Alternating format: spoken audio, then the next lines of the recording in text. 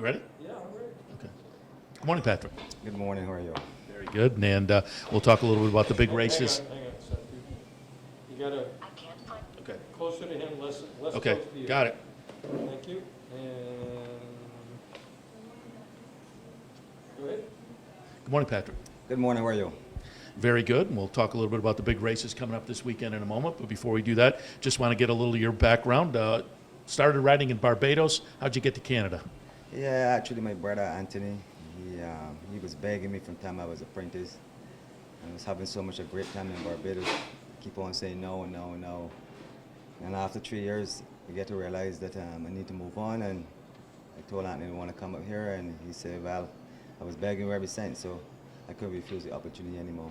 And am I right? You crossed the 300 or the 3,000 career win, but that doesn't count the Barbados wins, does it? No, no, no, but you know, what it is, you know, in the end of the day, here's more recognized all over the world. You know, Barbados is just a small little place, but have to respect that.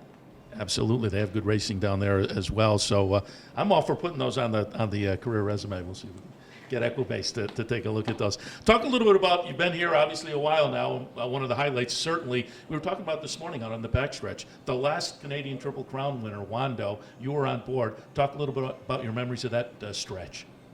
Yeah, you know, Wando was very aggressive. He's a very aggressive horse leaving the gates, and he's pretty smart throughout the whole race. You know, he just liked to be a bully. You know, and he wanted everybody to know that he's a good horse, and he always showed it every time he go there. But Samson had about 7 horses in the race. Samson had about 4 horses in the race.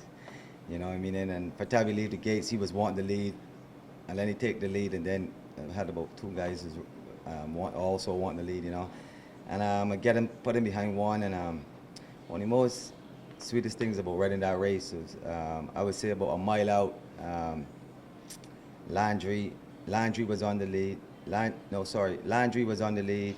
Slade had me boxing, and the guys was, where's Husbands? Where's Husbands? And somebody shouted, he's behind you, he's behind you. Cause I had my horse hidden right on one of the heels, and then they had me pinned down by going in the far turn there. We would say 5 furlongs on the turf. Had me pinned down there, and I like, you know what? And he wasn't keen down there. So I make my move about 5 furlongs out, and the guys decide to go in and go. I pause for one jump, and then get him to the outside, and then he just start running, and then he start to hear the crowd halfway down the lane roaring, and I'm like, come on, Wando, you know, I could hear that. And that was one of the most highlights of my whole riding career, riding here at Woodbine.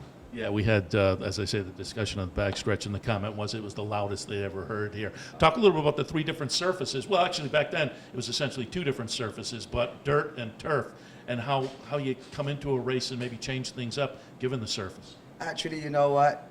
It was different when we went to Fort Erie. That day, I had a big storm, right? And Mike was asking me, Patrick, what do you think? I said, from back home, my dad said, a good horse run on anything, you know what I mean? And as I say, he's a bully. So for time the gates fly, he just wanted the lead, and he's a horse. He would never run himself in the ground, you know. When he get the lead, he's prick his ears, and anybody come up next to him, he's play with him, you know. So that was a real thrill winning the Prince of Wales, and then coming back to Woodbine to take the Triple Crown. Yeah, as I say, the last Canadian Triple Crown winner. Let's talk a little bit about the weekend. Speaking of 3-year-olds, the Ontario Derby, you have 0 Hour for Mark Casse. Pretty solid maiden win in the second career start. What do you think of 0 Hour in the Ontario Derby? Actually, you know, I get on him about twice. He's a pretty nice horse, you know. I never get him on the turf. That day Mark put him on the turf. He come out to 12 or the 13 hole, and he didn't want to lead too. And I was like trying to get him to relax, but try not to fight him, you know what I mean? And he went pretty easy, and I'm looking forward for the weekend with him. Love to get some comments on Danish Dynaformer, because we talked to Roger earlier on the backstretch. He thinks Danish Dynaformer is going to be tough to beat on Saturday. Comes out of the close fifth in the Arlington Million, but one up here in the Sinksfield just before that. What are your thoughts on Danish Dynaformer? Actually, this year, since he come back to Woodbine, he's a more relaxed horse. Last year, he was too aggressive. Nobody can hold him on the grounds in the morning. It's tough for me to try to get him to rate in the race. So he growing up, which everybody, when a horse go from 2 to 3, everybody wanted to grow up. So this year working at Woodbine, he's doing everything professional. He's doing everything relaxed.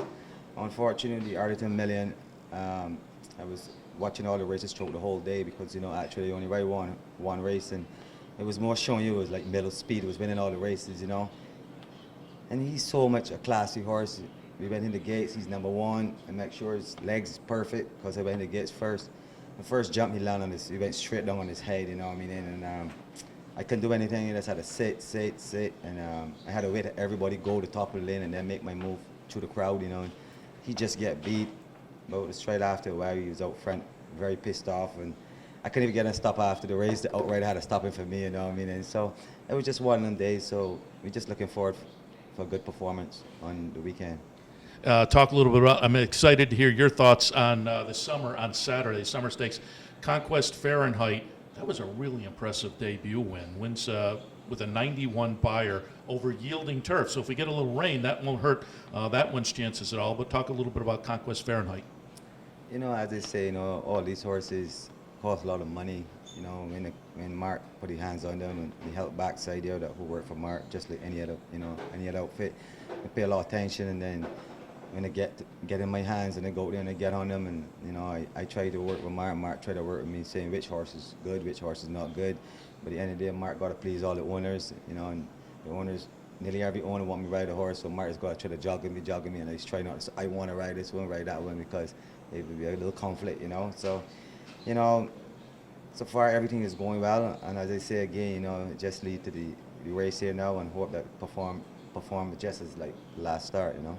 Talk a little bit about your teaming up with the Casse outfit. You know, when I come here to Woodbine, you know, it was tough trying to get into Mark Barn, because at the end of the day, the top owners want the top riders, you know. So I had to ride all the bad horses in the barn, you know what I mean? I mean in sore, but I mean in the rough, the ones that want to drop everybody and stuff.